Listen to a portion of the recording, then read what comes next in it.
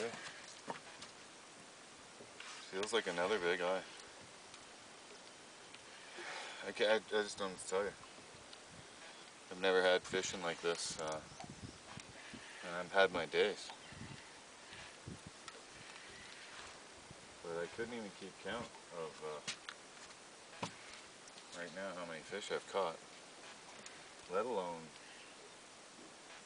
the quality and the size of the fish I'm catching. I'm absolutely blown away by this. Like, I've had some good nights in Kippawa, and it's only 6:30. I've only been fishing for an hour and a half, and something tells me,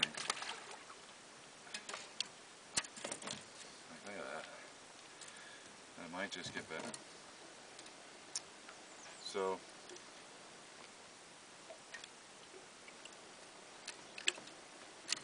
Kippawa Lodge. I don't know why the walleye gods are rewarding me. God knows I don't deserve it. But they are, so stay tuned, because this is crazy, and I think I'm going to catch some big fish. So I'll see you when I see you. Peace.